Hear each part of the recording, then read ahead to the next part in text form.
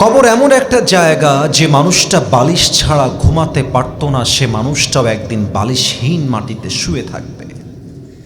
যে নারীর দেহটা অলওয়েজ শাড়ি, গহনা, অলংকার দিয়ে, মেকআপ দিয়ে সুসজ্জিত থাকতো, এই নারীর দেহটাও একদিন বৃষ্টি ভেজা কবরে কাদা মাটিতে লাশে পরিণত হয়ে শুয়ে থাকবে। ঠিক কিনা বলে? অন্ধকার সহ্য হয় না, অন্ধকার দেখলেই ভয় লাগে। একা একা থাকতে পারে না, লাইট না জ্বললে একা রুমে থাকতে পারে না, কবরের সামনে দিয়ে যাবে তাও ভয় পায়। এই মানুষটাও একদিন অন্ধকার কবরে একা একা চিরজীবনের জন্য শুয়ে থাকবে।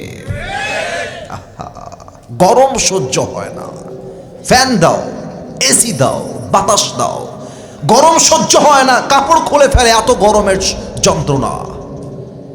এই গরম সহ্য করতে না পারা দেহটাও একদিন 3.5 হাত মাটির কবরে জাহান্নামের আগুনে পড়তে থাকবে। এই দুনিয়ার জীবনটা কেমন জানেন? It's just like a rental house, ভাড়া বাড়ির মতো। ভাড়া বাড়িতে আপনি ভাড়া বাড়িকে যতই সাজান আর গোছান না কেন, বাড়িওয়ালা যে নোটিশ দিয়ে বলে বাড়ি তোমার ছাড়তে হবে, বাড়ি আপনাকে ছাড়তে হবে। এই দুনিয়ার জীবনটা হচ্ছে ভাড়া বাড়ির মতো, যতই সাজান আর যতই গোছান না কেন, উপরওয়ালা যখন নোটিশ পাঠায় দিবে এত সুন্দর সাজানো পৃথিবীকে ওই মুহূর্তেই ছাড়তে হবে, এটার নামই তো দুনিয়া এবং কবরের জীবন। ঠিক কিনা বলে? এত কষ্ট কইরা তুমি করলা সাধের বাড়ি,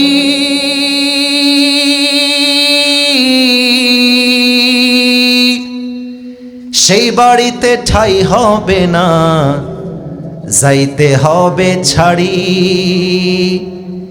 মিছে মায়ার মোহে তুমি রবের বিধান ভুইল না, মিছে মায়ার মোহে তুমি রবের বিধান ভুইল না। পাপ পুণ্যের হিসাব একদিন নিবেন মালিক রব্বানা। থাকতে সময় করো আমল, ইমান করো খাঁটি, শেষ ঠিকানা তোমার আমার 3.5 হাত মাটি। ঠিক কিনা বলে? আসুন আমরা কোরআন থেকে তাফসীর শুরু করি। আচ্ছা প্রিয় নওগাঁবাসী, একটা লজিক্যাল প্রশ্ন করি আপনাদের সবাইকে। আমি যদি কবরকে নিয়ে যে কোনো প্রশ্ন কোরআনকে করি, আচ্ছা শুধু কবরকে নিয়ে না, যে কোনো বিষয়ে আল্লাহর কোরআনকে যদি বলি, কোরআন তুমি কি এই বিষয়ে উত্তরটা জানো নাকি জানো না? কোরআন কি আমাকে নো বলবে নাকি ইয়েস বলবে? ইয়েস বলবে। কোরআনের কাছে এমন কিছু নাই যা আল্লাহ তাআলা বলে দেয় নাই। ওয়ানাজ্জালনা আলাইকাল কিতাবা তিবয়ানান লিকুল্লি শাইইন ওয়া হুদাও ওয়া রাহমাতাও ওয়া বুশরা লিল মুসলিমিন। I have sent this Quran which is explaining everything. এমন কোনো কথা নাই যে কথাটা আমি আল্লাহ তাআলা আমার এই কোরআনে বলে দেই নাই। সুবহানাল্লাহ পড়বেন না আপনারা সবাই মিলে? কোরআনের কাছে কবরকে নিয়ে প্রথম প্রশ্ন। আচ্ছা কোরআন, কথাগুলো মন দিয়ে শুনেন, হতে পারে আজকের কথা আপনার জন্য হেদায়েতের ওসিলা হতেও পারে, আমার জন্য হতে পারে। আচ্ছা কোরআন, মাঝে মাঝে আমার মনে হয় কি জানো, আমার মনে হয় মৃত্যুর সময়টা অনেক বাকি। মাঝে মাঝে মনে হয় আমি তো কেবল যুবক, বয়স তো মাত্র 20, বয়স তো মাত্র 25। আমি যখন বিয়ে করব, বাচ্চা হবে, সন্তান হবে, বাবা হব, দাদা হব, তখন হয়তো বা আমি মারা যাব, তার আগে মারা যাব না। মাঝে মাঝে এটা আমার ফিল হয়, আপনাদেরও ফিল হয়, মনে হয় মাঝে মাঝে আরে এখন তো নামাজের সময় নয়, আমি তো কেবল তাগড়া যুবক। ও কোরআন, তুমি আমার এই চিন্তাকে নিয়ে কি বলতে চাও? 17 নম্বর পারা, 1 নম্বর পৃষ্ঠা, 3 নম্বর লাইন, সূরাতুল আম্বিয়া 1 নম্বর আয়াত। اقترب للناس حسابهم وهم في غفلة معرضون. The time of people's judgment has come very near, but still they are careless and turning away from Allah subhanahu wa ta'ala. আল্লাহ বলছেন মানুষের মৃত্যুর সময়টা তার দরজার কাছে দাঁড়ায় আছে, গেটের কাছেই দাঁড়িয়ে আছে। হায়াতের সময় কিন্তু শেষ হয়ে গিয়েছে, কিন্তু মানুষের ভাব দেখলে মনে হয়, আচরণ দেখলে মনে হয় অহংকার দেখলে মনে হয় সে কখনো 3.5 হাত মাটিতে শায়িত হবে না। ঠিক কি না বলে? আপনাদের এলাকায় এমন কিছু লোক আছে দেখবেন সালাম দিলে সালামের জবাবটা নেয় না। আমি কি ভুল বললাম ভাইজান? কেন নেয় না? এটা ভাব, আরে আমি তো চৌধুরী বংশের মানুষ, আমি তো চেয়ারম্যান মানুষ, আর আমার তো বাড়ি আছে পাকা দেয়ালের বাড়ি, তুই তো বেটা ভ্যানওয়ালা রিক্সাওয়ালা, তুমি ওই মুরব্বীকে বলে দিও, সেই বড়লোককে বলে দিও বেটা এই বাড়ির মালিক আসলে তুই নস, আজকে তুই বেঁচে আছিস, তুই বলছিস আমার বাড়ি, তুই মরলে তোর বেটা বলবে আমার বাড়ি, তোর বেটা মরলে নাতি বলবে আমার বাড়ি। আসলে এই বাড়ির মালিক আমরা কেউ নই, বাড়ির মালিক হলো এক সত্তা, তিনি কে? পরের জায়গা পরের জমিন ঘর বানায় আমি রই, আমি তো সেই ঘরের মালিক নই। পরের জায়গা পরের জমিন ঘর বানায় আমি রই, আমি তো সেই ঘরের মালিক নই। সেই ঘরখানা যার জমিদারি, আমি পাই না তাহার হুকুম জারি, আমি পাই না জমিদারের দেখা, আমি পাই না জমিদারের দেখা, মনের দুঃখ কারে কই, আমি তো সেই ঘরের মালিক নই। ভাইরে পরের জায়গা পরের জমিন ঘর বানায় আমি রই, আমি তো সেই ঘরের মালিক নই। ঘরের মালিক একজন, তিনি কে? কোরআন আর একটা জবাব দিয়ে বলছে সূরাতুল লোকমানের 34 নম্বর আয়াত, ওয়ামা তাদরি নাফসুম মাযা তাকসিবু গাদা ওয়ামা তাদরি নাফসুম বিআইয়ি আরদিন তামুত। কোরআন বলছে তুমি কেমন করে ভাবো তুমি যে বাবা হয়ে মারা যাবা। কোরআন বলছে তুমি কেমন করে ভাবো তুমি দাদা হয়ে মারা যাবা। আগামীকাল তোমার জীবনে কি ঘটবে এটাও তো তোমার জানা নাই। তুমি কি নওগাঁয় মরবা, পত্নীতলায় মরবা, সাপাহারে মরবা, না নজিরপুরে মরবা, নাকি তুমি নওগাঁর নিয়ামতপুরে মরবা, না মান্দায় মরবা, না রাজশাহীতে মরবা, তোমার খবর জানা নাই। খবর জানে এক সত্তা, তিনি কে? ওয়ানিবু ইলা রাব্বিকুম ওয়াসলিমু লাহু মিন ক্বাবল আইয়াতিয়াকুমুল আযাব। সময় আসার আগেই আল্লাহর কাছে ফিরে যাও, আযাব আসার আগেই আল্লাহর কাছে ফিরে যাও। তোমার মতো হাজারো যুবক ছিল যারা বলতো কাল থেকে নামাজি হয়ে যাব, কাল থেকে দাড়িওয়ালা হয়ে যাব, কাল থেকে টুপিওয়ালা হয়ে যাব, কাল থেকে আব্বা আম্মাকে ভালোবাসবো, কাল থেকে জেনা ছাড়বো, কাল থেকে হারাম রিলেশনশিপ ব্রেকআপ করে ভালো হয়ে যাব, কাল থেকে বিড়ি ছাড়বো, কাল থেকে সুদ ছাড়বো, কাল থেকে ঘুষ ছাড়বো। ওই কালটা আর আসে নাই, ওরা সব সেদিনই কবরের বাসিন্দা হয়ে গিয়েছে। ঠিক কিনা বলেন সবাই? আপনারা মিয়া বলেন हुए नामवर बेनिशा, कैसे कैसे ये जमीन खा गई नौजवा, कैसे कैसे ये जगह जी लगाने की दुनिया नहीं है, ये इबरत की जा है तमाशा नहीं है। तुझे पहले बचपन ने बरसों खिलाया,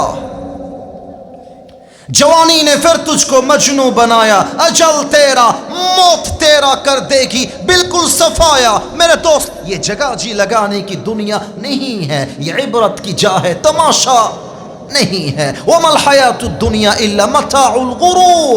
this life of this world is nothing more than play and entertainment. এই দুনিয়ার জীবনটা একটা চাকচিক্যতা আর ধোঁকা ছাড়া কিছুই হতে পারে না। ঠিক কিনা বলেন? ছোট্ট কথা মনে পড়ে গেল, বলতে চেয়েছিলাম না বাট মনে পড়ে গেল, তাই পারমিশন চেয়ে নেব। অনুমতি কি আছে? বলা যাবে? আমাদের নওগাঁর সাথে কিন্তু অ্যাটাচড একটা জেলা আছে, নাম হচ্ছে বগুড়া জেলা। আমি কি ভুল বলেছি? বগুড়া। দুপচাচিয়া রোড দিয়ে সোজা আসলে কিন্তু নওগাঁয় ঢুকে যাওয়া যায় মান্দা ফেরিঘাটের রাস্তা দিয়ে। আমি যদি ভুল করি আপনারা আমাকে ধরায় দিবেন। আচ্ছা, বিশ্ব রোডে যখন আমরা চলাচল করি, আমার চাচাও বসে আছেন, তিনিও আমাকে উত্তর দিবেন, কিছু উপর উপর করে এরকম ঝাঁকি ঝাঁকি থাকে, নাম মনে হয় স্পিড ব্রেকার, তাই না? উঁচা উঁচা স্পিড ব্রেকার। গাড়ি ওখানে গেলে মজা না, সিরিয়াস হোক, গাড়ি ওখান দিয়ে গেলে গাড়িটা স্লো করতে হয়। গাড়ি স্লো না করলে, স্পিডে গেলে স্পিড ব্রেকার থেকে গাড়িটা উঠবে, বাট গাড়িটা কিন্তু আপনার নদীতে গিয়ে পড়তে পারে, নিয়ন্ত্রণ হারাতে পারে। তো আমার মনে আছে ডিসেম্বর কিংবা জানুয়ারি মাস হবে, বেশি না, it has been maybe 3 months or 4 months ago, 3-4 মাসের কথা। তো রাস্তা দিয়ে যখন গাড়িটা যাচ্ছে, প্রচণ্ড কুয়াশা, রাত বাজে এক্স্যাক্টলি আনুমানিক 2টা থেকে 3টা রাত। ড্রাইভার সাহেব গাড়ি ড্রাইভ করছেন, আমি পিছনের সিটে বসেছিলাম, মেবি ফোন চালাচ্ছিলাম, as much as I can remember, আমার মনে পড়ছে ফোন চালাচ্ছিলাম। তো মান্দা ফেরিঘাট হয়ে যখন আপনারা যাবেন, দেখবেন সামনে একটা ছোট্ট বড় বা মিডিয়াম সাইজের একটা স্পিড ব্রেকার আছে, ব্রিজ টাইপের মনে হয় দেখতে। তো ওখানে গিয়ে ড্রাইভার সাহেব আসলে খেয়াল করে নাই যে এখানে একটা স্পিড ব্রেকার আছে। ঠাস করে, গাড়িটা ছিল 80-তে কিংবা 100-তে, হুট করে ব্রেক করেছে। তো ব্রেক করার সাথে সাথে একটা গাড়িতে প্রেশার পড়ে না, ব্রেক করলে প্রেশার পড়ে, ওই প্রেশারের চাপে এখান থেকে একটা ধাক্কা আসছে। সিট থেকে আমি এতটা উঁচুতে উঠে গেছি যে আমার মাথাটা গাড়ির ছাদে লেগে যাবে ভাব, উঁচুতে উঠে গেছি। একটা মুহূর্তের জন্য মনে হয়েছে এখনই আমি মারা যাব। আমি সঙ্গে সঙ্গে পড়েছি লা ইলাহা ইল্লাল্লাহ মুহাম্মাদুর রাসূলুল্লাহ, কালেমা পড়ে নিয়েছি সাল্লাল্লাহু আলাইহি ওয়াসাল্লাম। কিন্তু মারে আল্লাহ, রাখে কে, রাখে আল্লাহ, মারে কে। গাড়িটা নিচে না পড়ে রাস্তাতে পড়েছে, আবার গাড়িটা কন্ট্রোলে চলে আসছে। বিশ্বাস করেন, ঠান্ডা মাথায় নিজে নিজে ভাবলাম, গাড়িটা যদি আজকে উল্টে যেত, যেমনটা দৌলতিয়াতে বা দৌলতিয়া ঘাটে বাসটা পানিতে পড়ে গেল, সেই দিন যদি আমার গাড়িটা উল্টে পড়ে আমি লাশ হয়ে যেতাম, মান্দার ফেরিঘাটের নওগাঁর সব মানুষ আসতো, এটা তো আসিফ হুজুরের লাশ পড়ে আছে, ওঠাও, অ্যাম্বুলেন্স ডাকো, রাজশাহী পাঠাও, গোসল দাও, দাফন দাও, জানাজা দাও, 3.5 হাত মাটির কবরে ঢুকায় দাও। সাথে সাথে আমাকে গোসল দিয়ে আমার দেহের দামি দামি কাপড়গুলোকে খুলে সাদা কাফনের কাপড়ে প্যাকেট করে 3.5 হাত মাটিতে শুয়ায় দেওয়া হতো। ও নওগাঁবাসী, এটাই তো দুনিয়ার জীবনের চাকচিক্যতা, আসল বাস্তবতা, ঠিক কিনা বলে? রূপেরই গৌরবে সাজিয়াছ সাজ,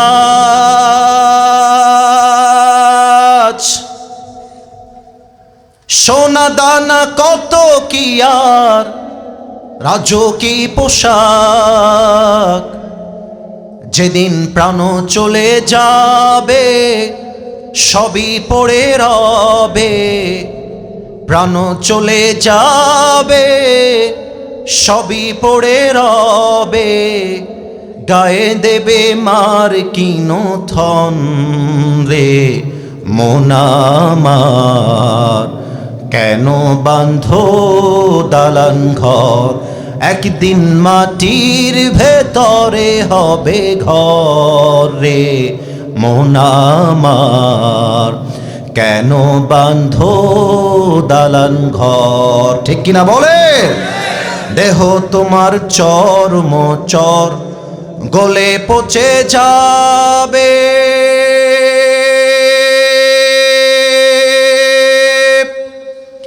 শিরার উপর শিরাগুলি ছিন্ন ভিন্ন হবে, মন্ডু মিরু দণ্ড সবই হবে খণ্ড খণ্ড, মন্ডু মিরু দণ্ড সবই হবে খণ্ড খণ্ড, পড়ে রবে মাটির উপরে মন আমার, কেন বাঁধো দালান ঘর। নওগাঁর ভাইরা, একটা লাইন কবরকে স্মরণ করে সবাই মিলে আমার সঙ্গে গাইবেন, জাস্ট একটা লাইন সবাই মিলে।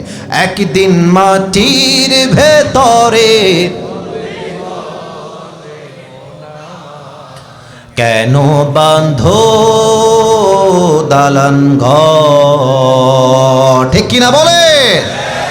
3.5 হাত মাটির কবরে যখন বান্দা শায়িত হয়ে যায় মৃত লাশ হিসেবে, এমন একটা প্রশ্ন আমি এই মুহূর্তে করতে চাই, যে প্রশ্নের উত্তরটা আমার মনে হয় 95% ভুল উত্তর আসতে পারে। এজন্য আমি সাবধান করছি, একটু ভেবে উত্তর দেন। কবরের জীবন যখন শুরু হয়ে গেল, কবরের যাত্রা শুরু হয়ে গেছে, লাশ কবরে শায়িত হয়ে গেছে, দুইজন ফেরেশতা এসে মাইয়াতকে মোট প্রশ্ন করবে কয়টা? একজন বলেছে চারটা, otherwise all the people say 3 questions. চারটা কে বলেছো সে হাত তোলো, বাঘের বাচ্চা। মাশাআল্লাহ। নাম কি তোমার? মাশাআল্লাহ। That is the right answer. কবরে বেসিকলি মোট প্রশ্ন হবে চারটা, তিনটা নয়। আমিও ভুল জানতাম ছোট্টবেলার থেকে। মূল প্রশ্ন, মোট প্রশ্ন চারটা, তিনটা নয়। আসুন আমি শিখাই দিই, আপনারা জবাব দিবেন। মার রব্বুক, আমাদের রব একজন, নওগাঁবাসী সেই রবকে। আল্লাহর নামটা এত আস্তে বলবেন, I didn't expect like this. আমি আশা করি নাই। আরেকবার ট্রাই করি, দেখা যাক আওয়াজটা এবার জোরে আসে কিনা। মার রব্বুক, আমাদের রব একজন, তিনি কে? আল্লাহ আমার রব। মাশাআল্লাহ। আরেকবার, আল্লাহ আমার রব। দমে দমে তনু মনে তারি অনুভব, তোমার দুনিয়াতে আমি যেদিকে তাকাই, অথই নেয়ামতে ডুবে আছি সবাই। পাখ পাখালির কণ্ঠে শুনি তাসবিহ কল রব, তাসবিহ কল রব। আল্লাহ আমার রব, এই রবই আমার সব। রব কে? 2 নাম্বার, তারিফু হাযার রাজুল, এই মানুষটাকে তুমি কি চেনো? এই মানুষ তোমার কে হয়? সবাই কিন্তু উত্তর দিতে পারবে না। একটা এক্সাম্পল দেই, মাইকটা হটাচ্ছি। আমার মুখে উত্তর দিতে লজ্জা পাবেন না, নট আ বিগ ডিল। উত্তর দিবেন সিংহের মতো গর্জন দিয়ে। আমার মুখে কালো কালো এইটার নাম কি? মাশাআল্লাহ। আরেকবার শুনতে চাই, এটার নাম কি? একটু জোরে বলবেন, এই দাড়িতে কি আমাকে দেখতে কোনোভাবে আনস্মার্ট লাগতেছে? আমি আওয়াজটা জোরে পাই না। আনস্মার্ট লাগতেছে? আমাকে দেখতে কোনোভাবে কি খ্যাত লাগতেছে? আমার যুবক ভাইয়েরা, আমার কথাটা ভালো করে বুঝবেন। কিছু কিছু মেয়ে আছে, দাড়িওয়ালা দেখলে এদের গায়ের মধ্যে জ্বালা পোড়া চুলকানি শুরু হয়ে যায়। আছে আছে, বলে আমি দাড়িওয়ালা বিয়ে করতে চাই না, আমার তো গাঞ্জাখোর দেখলে বেশি পছন্দ হয়। অনেক মেয়ে দেখবে যে ভাইয়া আপনাকে না দাড়িতে ভালো লাগছে না, দাড়িতে কেমন যেন আপনাকে চাচা চাচা লাগে ভাইয়া।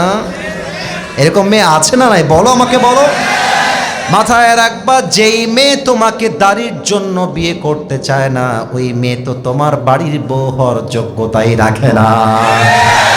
আর যেই মেয়ে আমাকে দাড়ির জন্য বিয়ে করতে চায়, আরে ওই মেয়ে তো আমার বাড়ির আসলে বউ হওয়ার যোগ্যতা রাখে।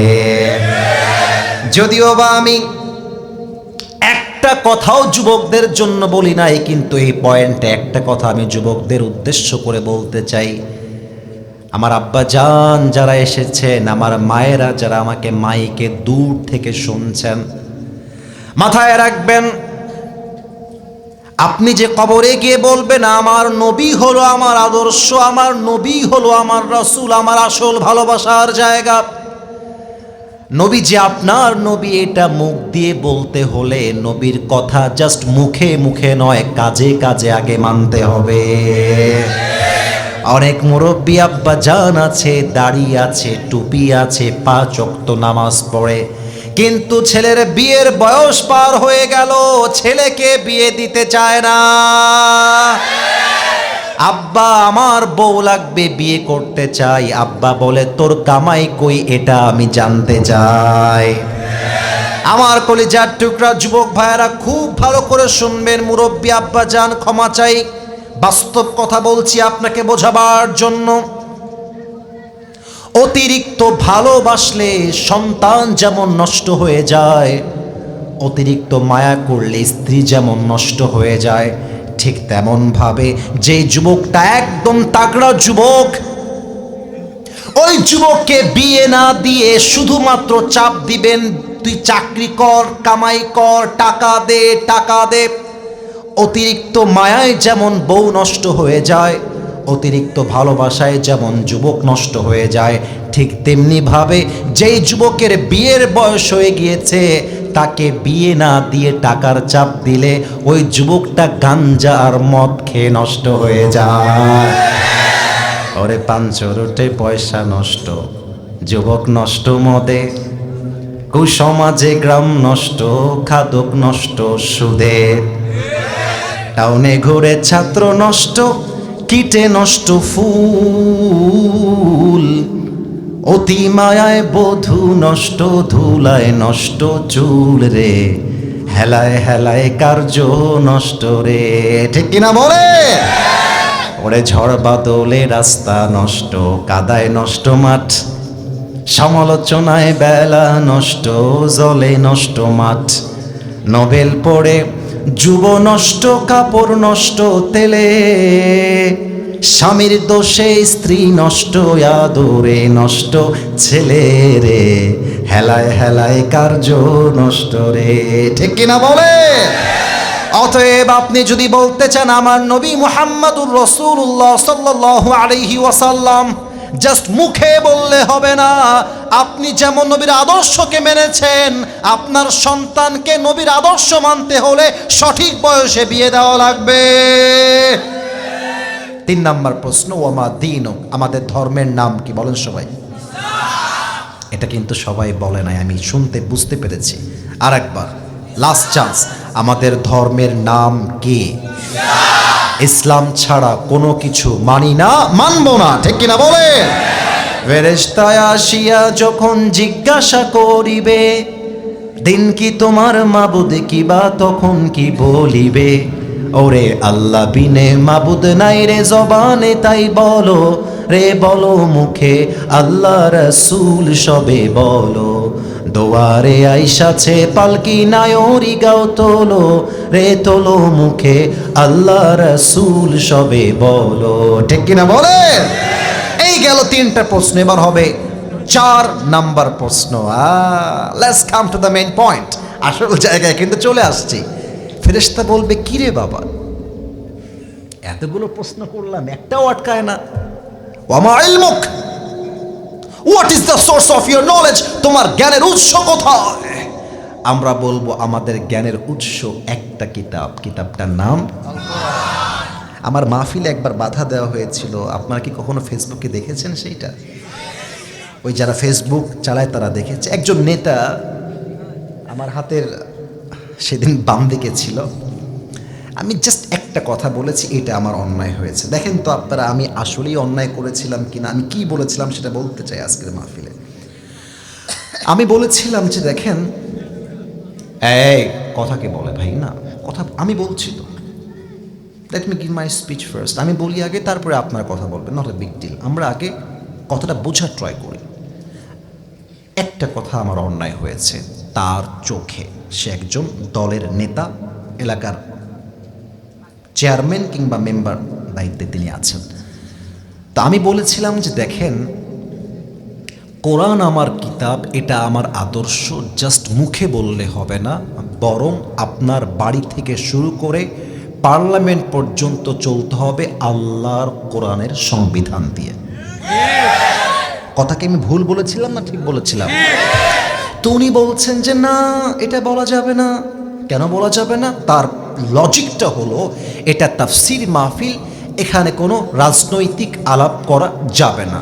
মাই কোয়েশ্চেন ইজ, আমার প্রশ্ন হলো, আল্লাহর কোরআন দিয়ে দেশ চলবে, আল্লাহর কোরআন দিয়ে পার্লামেন্ট চলবে, আল্লাহর কোরআন দিয়ে জজ কোর্ট চলবে, এটা তো আসিফ হুজুরের দলের কথা নয়, আসিফ হুজুরের নিজের কথা নয়, আর এটা তো 18 কোটি মুসলমানদের কলিজার দাবি। আগামীর দেশ চলবে আল্লাহর কোরআনের সংবিধান দিয়ে। আমার নগর, এটা বললে যদি আমার রাজনীতি হয়ে যায়, তাহলে আমি রাজনীতি করতে আসছি।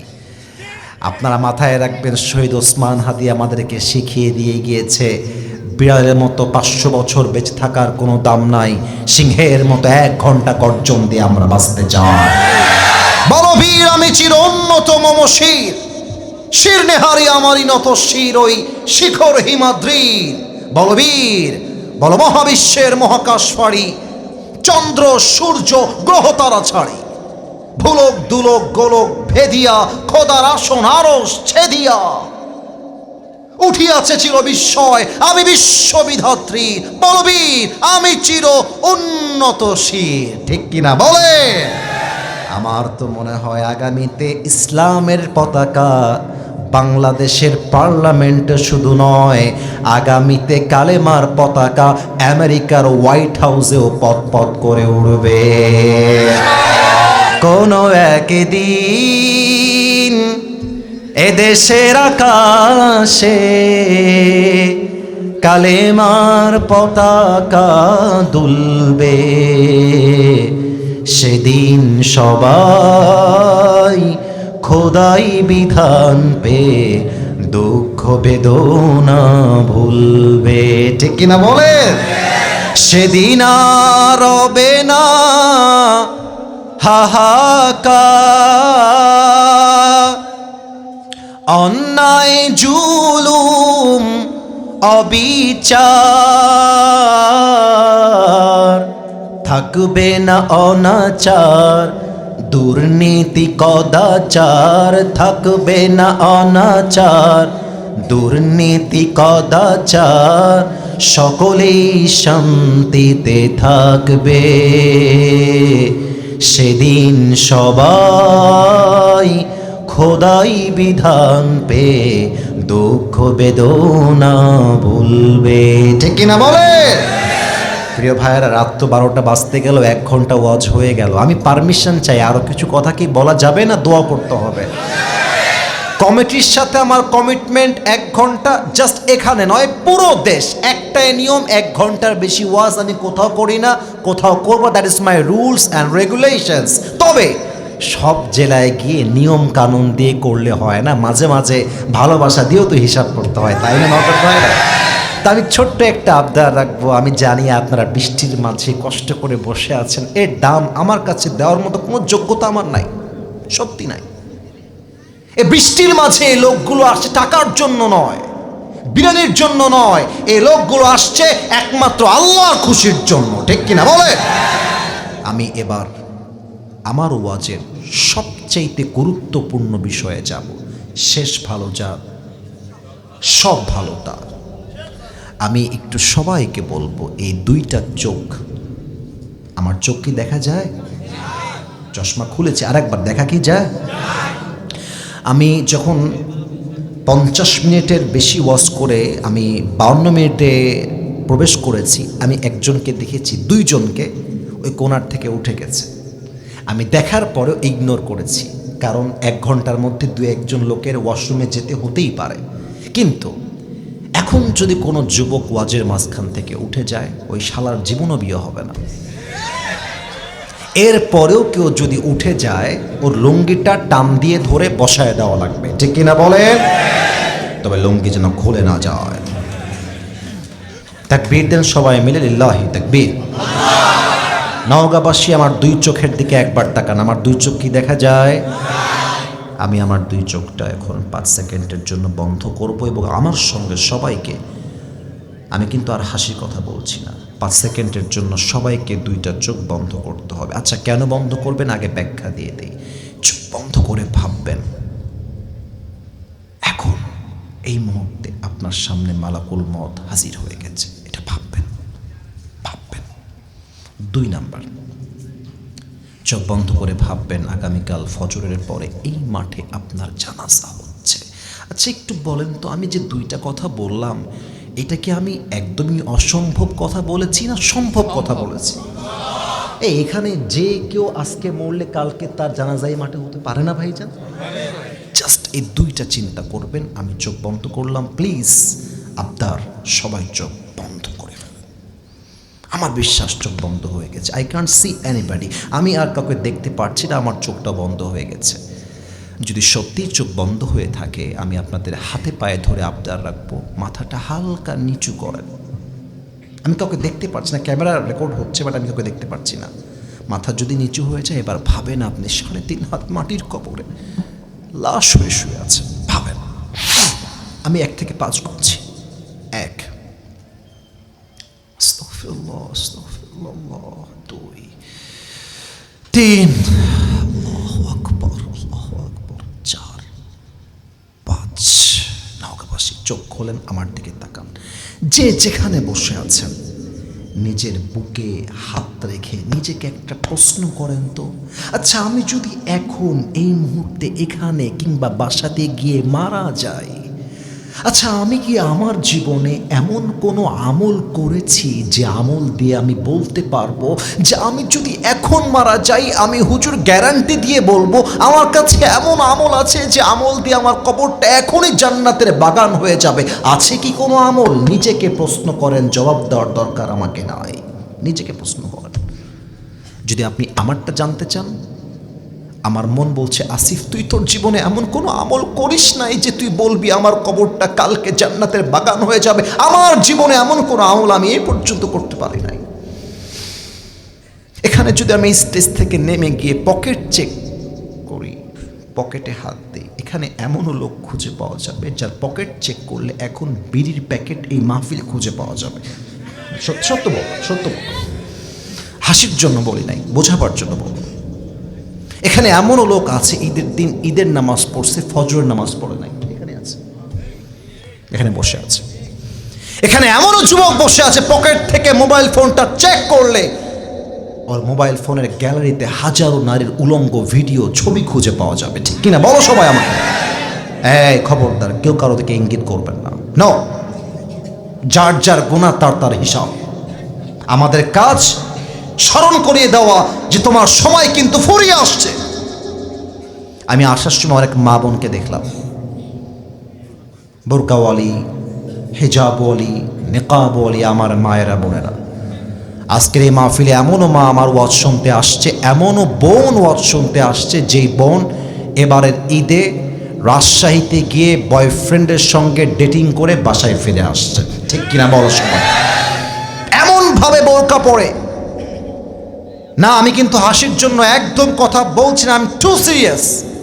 আমি সিরিয়াস হয়ে বলছি আমার মুরব্বী আব্বাজান, যুবক ভাইরা, আজকালকার মেয়েদেরকে আমি একটা কথাই বলবো, দাড়ি আর টুপি রাখলে যেমন হুজুর হওয়া যায় না, বোরকার হিজাব পড়লে তেমন দিনদার মেয়ে হওয়া যায় না। আজকালকার হাজারো মেয়ে পার্কে প্রেম করে বেড়ায়, বেশিরভাগ বোরকাওয়ালি প্রেম করে বেড়ায়, সব বোরকা পরা না। সিরিয়াস। যদি আপনি নষ্টামি করতে চান, আমার কথা লজিক্যাল, যুক্তির কথা, যদি আপনি নষ্টামি করতে চান, আপনি আমার মুসলমানদের পোশাক বোরকার সম্মান নষ্ট করছেন কেন? নষ্টামি করতে মনে চায় বোরকা খুলে জিন্সের প্যান্ট করে পরে ঘুরে বেড়ান। আপনার মতো মেয়ে নামে মুসলমান হতে পারে, কাজে আপনি মুসলমান হতে পারেন না। প্রিয় যুবক ভাইয়েরা আমার, ভাবেন না যে আপনি যদি এখন মারা যান, আছে কি কোনো আমল যে আপনার কবরটা জান্নাতের বাগান হয়ে যাবে? ভাবেন না। লাশ যখন দাফন হয়ে যাবে, দীর্ঘ লম্বা সময় পেরিয়ে যাবে, আল্লাহ বলবে ইসরাফিল দাঁড়াও। আমার হাতে টিস্যুটা একটু খেয়াল করবেন, আমি 3টা ভাঁজ দিচ্ছি, 1 2 3। আমি একটু প্র্যাকটিক্যালি হাদিসটা বোঝাবো। আল্লাহ বলবেন ইসরাফিল তোমার সিংহায় একটা ফু দাও। ইসরাফিল প্রথমবার সিংহা ধরে একটা ফু দিবে। একটা ফু দেওয়ার সাথে সাথে পুরো পৃথিবীটা একটা ঝাঁকুনি মেরে উঠবে। ইয়াউমা ইয়াকুনু নাসু কাল ফারাশিল মাবথুস, মানুষগুলো বিক্ষিপ্ত পতঙ্গের মতো নিক্ষিপ্ত হবে। ওয়া তাকুনুল জিবালু কাল আহনিল মানফুস, পাহাড়গুলো ধ্বনিত তুলার মতো, তুলা যেমন ফু দিলে উড়ে যায়, পাহাড়গুলো ধ্বনিত তুলার মতো আকাশে উঠতে থাকবে। Dhaka, America, Switzerland, London, Italy, Iran, Israel, Bangladesh সব ধ্বংসলীলায় মেতে উঠবে। এক একটা বিল্ডিং ঠাস ঠাস করে ভেঙে যাবে, পাহাড়গুলো ভেঙে চূর্ণ বিচূর্ণ হয়ে যাবে। আল্লাহ বলবে ইসরাফিল এবার 2 নাম্বার ফু দাও। ইসরাফিল সিংহাটা হাতে নিয়ে নাফহাতু সাইক 2 নাম্বার ফু দিবে। 2 নাম্বার ফু দেওয়ার সাথে সাথে পৃথিবীতে মানুষ যেখানে যেমন ভাবে ছিল একটা বিকট আওয়াজ হবে, মানুষগুলো ওই জায়গাতে স্পট ড্যাড জায়গাতে শেষ হয়ে যাবে, যে যেখানে ছিল ওখানেই মারা যাবে। এবার আল্লাহ ডাক দিয়ে বলবেন, ইয়া মালাকাল মাউত আখবিরনি মাইয়াবকা। ও মালাকুল মউত, বলো দুনিয়াতে আর কে বেঁচে আছে? মালাকুল মউত বলবে, আল্লাহ কেউ বেঁচে নয়, শুধুমাত্র প্রাণীরা বেঁচে আছে, বাঘ, ভাল্লুক, সিংহ সব। আল্লাহ বলবে, যাও সবার রূহ কবজ করো, সবাইকে মেরে ফেলবে। আল্লাহ বলবে, ইয়া মালাকাল মাউত আখবিরনি মাইয়াবকা। আর কে বাকি, আর কে আছে দুনিয়ায়? মালাকুল মউত বলবে, আল্লাহ আর কেউ নাই, আমি আছি, জিব্রাইল আছে, মিকাইল আছে, ইসরাফিল আছে, আর আপনি আছেন, আর কেউ নয়। আল্লাহ বলে, মালাকুল মউত যাও, ইসরাফিলের রূহ কবজ করো, মিকাইলের রূহ কবজ করো, জিব্রাইলের রূহ কবজ করো। রূহ কবজ শেষ, আল্লাহর কাছে আসবে। আল্লাহ বলবে, ইয়া মালাকাল মউত আখবিরনি মাইয়াবকা। আর কে বাকি আছে বলো। এবার মালাকুল মউত থরথর করে কাঁপতে থাকবে, থরথর করে কাঁপবে। আল্লাহ বলবে, কে আছে বাকি বলো। মালাকুল মউত কাঁপতে কাঁপতে বলবে, আল্লাহ একমাত্র তুমি আছো আর আমি আছি, and there is no one in this world, আর কেউ বাকি নাই। আল্লাহ বলবে, মালাকুল মউত এবার তোর পালা, মুত, তুই মরে যা। এ কথা শোনার সাথে সাথে মালাকুল মউতের ভেতরে খেচুনি উঠে যাবে, কাঁপতে থাকবে থরথর করে। আল্লাহ, আমি মালাকুল মউত, আমি মরে যাব? আমি না মারলাম সবাই, আমি না রূহ কবজ করলাম, আমি কেন মরবো আল্লাহ? আমি তো মরতে পারি না। আল্লাহ বলবে, মুত ফাইন্নাকা খালকুম মিন খালকিল্লাহি তাআলা আযজা ওয়া জাল্লা। মরে যা, আমার জন্ম দেওয়া প্রত্যেকটা প্রাণীকে কুল্লু নাফসিন রাইকাতুল মউত, মৃত্যুর স্বাদ গ্রহণ করতেই হবে, তুই মরে যা। বলার সাথে সাথে এক লাফ দিয়ে ঠাস করে জমিনে পড়বে, মালাকুল মউতের খেলা শেষ। এবার পৃথিবীতে কেউ নয়। এবার আল্লাহ ডাক দিয়ে বলবেন, চিৎকার দিয়ে, লিমানিল মুলকুল ইয়াউম। পুরো পৃথিবী শেষ। আল্লাহ বলবেন, who belongs the kingdom today. Awami লীগরা কোথায়? বিএনপি কোথায়? আজকে ইসরায়েল কোথায়? ইরান কোথায়? আমেরিকা কোথায়? লন্ডন কোথায়? চীন কোথায়? ইন্ডিয়া কোথায়? কার দাপট আছে আমার সামনে? জবাব দেওয়ার জন্য কেউ থাকবে না। আল্লাহ নিজেই বলবেন, লিল্লাহিল ওয়াহিদিল কাহ্হার। আজকের দিনের রাজত্ব মহারাগে রাগান্বিত একমাত্র আল্লাহ রাব্বুল আলামিনের জন্য। আল্লাহু আকবার। এবার ইসরাফিলকে আল্লাহ বলবে, ইসরাফিল উঠে পড়ো, উঠে পড়ো, তোমার 3 নাম্বার ফু বাকি আছে। সিংহাটা হাতে নেবে, ফু দিবে, 3 নাম্বার ফু। ফুটা দেওয়ার সাথে সাথে যেভাবে মারা গেছে, যাকে যেভাবে লাশ করে দাফন করা হয়েছে, ঢাকাতে, বাংলাদেশের সিলেটে, চট্টগ্রামে, রাজশাহীতে, বগুড়াতে, নওগাঁতে, রাজশাহীতে, যেখানে যাকে যেভাবে দাফন করা হয়েছে, একটা ফু দিবে মাত্র ইসরাফিল, সাথে সাথে সব কবর থেকে মাইয়াতগুলো জীবিত হয়ে দাঁড়িয়ে যাবে, হাসরের ময়দানটা শুরু হয়ে যাবে। সব মানুষগুলো উঠবে উলঙ্গ হয়ে, কারো গায়ে কোনো জামা নাই। আম্মা জান আয়েশা রাদিয়াল্লাহু তাআলা আনহা বলছেন, ইয়া রাসূলুল্লাহ, মানুষের গায়ে জামা থাকবে না, কেউ কি লজ্জা পাবে না সেই দিন? আল্লাহ রাসূল বলছেন, আয়েশা তুমি জামার চিন্তা করো, সেই দিন মা তার সন্তানকে রেখে দৌড়ে পালিয়ে যাবে। ইয়াউমা ইয়াফিরুল মারউ মিন আখি ওয়া উম্মিহি ওয়া আবিহি। ভাই তার ভাইকে চিনবে না, মা তার সন্তানকে চিনবে না, সন্তান তার মাকে চিনবে না। তুমি আছো তোমার দেহের পোশাক নিয়ে আয়েশা। মানুষ যখন দাঁড়িয়ে যাবে, হাদিসে আসছে, আউয়ালু মা ইউহাসাবু বিহিল আবদু ইয়াউমাল কিয়ামাতি আস-সালাহ। মানুষকে প্রথম হিসাব নেওয়া হবে তার নামাজ সম্পর্কে। এখানে এমনও লোক বসে আছে, আজকে ফজর থেকে নিয়ে এশা পর্যন্ত এক ওয়াক্ত নামাজও পড়ে নাই, এখানেই বসে আছে, এই মাহফিলে বসে আছে।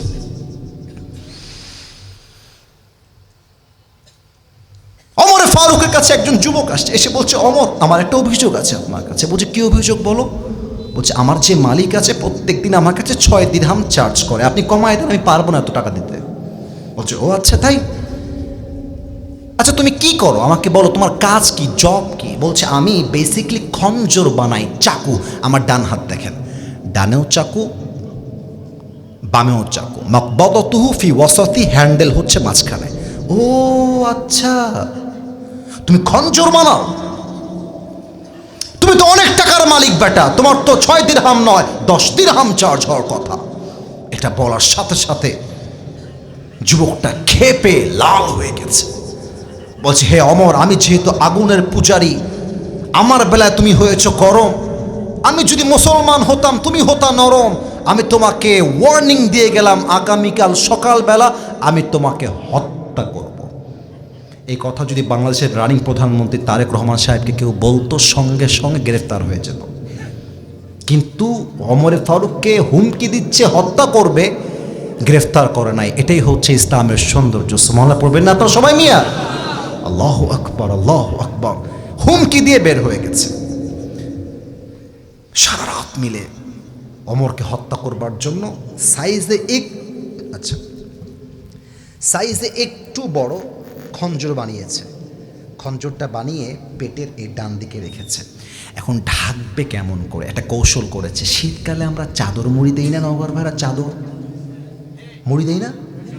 চাদর দেখবেন 2টা পার্ট থাকে, এই যে এদিকে একটা এদিকে একটা। ওই চাদর ঝুলাইছে, চাদরটা ঝুলিয়ে পুরো দেহটাকে ঢেকে চাদরের ডান পাশটা দিয়ে পুরো মুখটা ঢেকে ফেলেছে। চোখ দেখা যায়, আর কিছু দেখা যায় না। ফজরের আজান দিয়েছে, মসজিদের মুসল্লিরা আসতেছে, ওইও ঢুকে গেছে মুসল্লিদের সাথে ছদ্মবেশে। মুয়াজ্জিনের ঠিক ডান পাশে দাঁড়িয়ে গিয়েছে। ওমরে ফারুক আসছে ইমাম হয়ে, সফু সুফু ফাকুম, কাতার সোজা করো, কাঁধে কাঁধ মিলিয়ে দাঁড়াও। আল্লাহু আকবার। سبحانك اللهم وبحمدك وتبارك اسمك وتعالى جدك ولا إله غيرك الحمد لله رب العالمين الرحمن الرحيم مالك يوم الدين إياك نعبد وإياك نستعين اهدنا الصراط المستقيم صراط الذين أنعمت عليهم غير المغضوب عليهم ولا الضالين।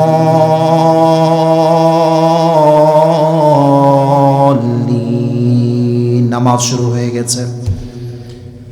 ওমর ফারুক নামাজের মধ্যে সূরা ফাতিহার পরে আরেকটা সূরা মিলিয়েছে, আয়াত মিলিয়েছে।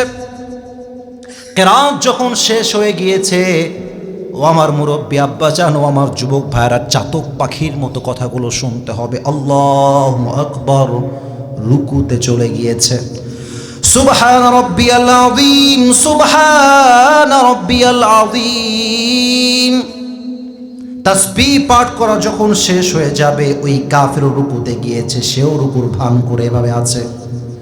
এবার ওমরে ফারুক তাসবিহ পাঠ করে যখন পড়েছে, সামি আল্লাহু লিমান হামিদা, যখনই ওমরে ফারুক উঠেছে রুকু থেকে, ওই কাফেরটা পেছন দিক থেকে চাদরটাকে ধরে এভাবে উড়িয়ে দিয়ে পেটের ডান দিক থেকে খঞ্জরটা বের করে সোজা ওমরের সামনে চলে আসছে। ওমরে ফারুক অন্ধকারের ভেতরে কিছু বোঝার আগে চাকুটা বের করে ওমরে ফারুকের পেটের ডান দিক থেকে বামে একবার, বাম থেকে ডানে একবার, ডান থেকে বামে আরেকবার, এমন ভাবে চাকু দিয়ে আঘাত করেছে, পেটটা কেটে ওমরে ফারুকের নাড়ি ভুঁড়িগুলো সব বাহিরে বের হয়ে গেছে। উফ! ওমরে ফারুক চিৎকার দিয়ে বলছে, কতালানি আল কালব, কতালানি আল কালব, আমাকে একটা কুকুর হত্যা করতে এসেছে, কে কোথায় আছো, বাঁচাও। 7 জন সাহাবী ওই কাফেরকে ধরার জন্য নামাজের মধ্যে হাত বাড়িয়ে দিয়েছে, আর 7 জন সাহাবীকে চাকু দিয়ে এমন ভাবে আঘাত করেছে, ওই 7 জন সাহাবী চাকুর আঘাতে নামাজরত অবস্থায় স্পট ডেথ, জায়গাতে শহীদ হয়ে গিয়েছে, শেষ। ওমর ফারুক অজ্ঞান হয়ে পড়ে গেছে। এক সাহাবী ওমর ফারুক রাদিয়াল্লাহু তাআলা আনহুর জায়গাতে ইমাম হিসেবে দাঁড়িয়ে গিয়েছে। নামাজ যখন শেষ, সব সাহাবী দৌড় দিয়ে আসছে ওমর ফারুকের কাছে, বাঁচাও। মাদিনা। কোথায় আছে ডাক্তাররা মদিনার? সবাই ছুটে আসো। সব ছুটে আসছে ওমর ফারুককে বাঁচাবার জন্য। আমার সামনে পানির বোতল আছে, একটু পানির বোতলের দিকে খেয়াল করেন, এই পানিটা খেয়াল করবেন। হালকা করে একটা পানির পেয়ালা নিয়ে আসছে ডাক্তার। আমি একদম প্র্যাকটিক্যালি বুঝাই দিব সেদিন হাদিসে কি এসেছে ওমরে ফারুকের মৃত্যুর সময়ের কথা। এই যে পানিটা আমি খুললাম, আচ্ছা আগে আমার ঠোঁটের দিকে তাকান। ওমরে ফারুকের ঠোঁটটা এইভাবে হা করা হয়েছে, পানিটা ওমরে ফারুকের ঠোঁটে ঢুকায় দেওয়া হয়েছে মুখে। একদম সবার চোখ আমার মুখের দিকে। আমি যে পানিটা খেলাম, পান করলাম, গলা দিয়ে নামলো, বুক দিয়ে নামলো। ঠিক ওমরে ফারুকের পানিটা গলা দিয়ে নেমে বুক দিয়ে নেমে পেট এত পরিমাণ কেটে গেছে, বুক দিয়ে পানিগুলো নেমে পেটে না থেকে সবগুলো পানি পেট কেটে বাহিরে বের হয়ে গেছে, জমিনে ছড়িয়ে পড়েছে। ডাক্তাররা অবাক হয়ে তাকায় আছে, পানি পেট দিয়ে বের হচ্ছে, থাকে না পেটে, এত কেটে গেছে। এক ডাক্তার বলছে পানি দিয়ে কাজ হবে না, আইন আল্লাহ মান, দুধ কোথায়? দুধ নিয়ে আসো। দুধ নিয়ে আসছে, মুখে দিয়েছে দুধ, এত গাঢ় খাবার, গলা দিয়ে নেমে বুক দিয়ে নেমে সবগুলো দুধ পেট কেটে বাহিরে বের হয়ে গেছে। সাহাবায়ে কেরামদের বুঝতে বাকি নেই যে ওমর ফারুক হয়তো আর কখনোই চোখ খুলবে না, শেষ, এখানেই শেষ। এক সাহাবী দূর থেকে দেখছে ওমর ফারুক রাদিয়াল্লাহু তাআলা আনহু চোখটা একদম সামান্য হালকা খুলেছে। ওই সাহাবী দৌড় দিয়ে এসে বলছে, মালাকা ইয়া ওমর, মালাকা ইয়া ওমর, হে ওমর আপনার কি হয়েছে? আপনার কি লাগবে? আমি আপনার খেদমতে হাজির আছি। ওমর ফারুক জবান দিয়ে কোনো কথাই বলতে পারছে না, জাস্ট ইঙ্গিত করছে, একবার ঠোঁট একবার কান, একবার ঠোঁট আর একবার কান। ওই সাহাবী বুঝে গেছে ওমর ফারুক হয়তো বা শেষ একটা কথা আমার কানে কানে বলতে চায়। দৌড় দিয়ে এসে ওমর ফারুকের মুখের কাছে কানটা আগিয়ে দিয়েছে, কানটা, আর ভাবতেছে আমাকে বলবে আমার মৃত্যুর পরে তুমি আমার সন্তানকে দেখে রেখো, আমার বাচ্চাকে দেখে রেখো, বাবাকে দেখে রেখো, আমি তো চলে যাচ্ছি, এই ওসিয়তটা রাখো। এই চিন্তা করে কানটা বাড়াই দিয়েছে। কিন্তু ওমর ফারুক তার জীবনের শেষ কথা বলতেছে, এই সাহাবী আমার কোনো খবরের দরকার নাই, আমাকে জাস্ট একটা খবর দাও, আসল্লান নাস, আসল্লান নাস। আমি ওমর ফারুক অজ্ঞান হওয়ার পূর্বে একটা নামাজের ইমাম ছিলাম, আমার অজ্ঞান হওয়ার পরে ওই নামাজটা সাহাবায়ে কেরাম জামাতে আদায় করেছে কিনা এই খবরটা আগে আমাকে দান করো। সুবহানাল্লাহ পড়বেন না আপনারা সবাই মিলে? আরে কোন সাহাবী যাকে আল্লাহ রসুল বলেছেন ওই সাহাবী আমার সঙ্গে জান্নাতে একসঙ্গে প্রবেশ করবে। এই জান্নাতের টিকিট পাও সাহাবী নামাজকে ভুলে যায় না। আর এখানে যুবকরা কবে ফজরের নামাজ জামাতে পড়েছে জিজ্ঞেস করলেও বলতে পারবে না, ঠিক কিনা বলে সবাই? আপনারা মিয়া বলে। এবার সবাই দুই হাত তোলেন, everybody raise your two hands, কেউ যেন বাদ না যায়।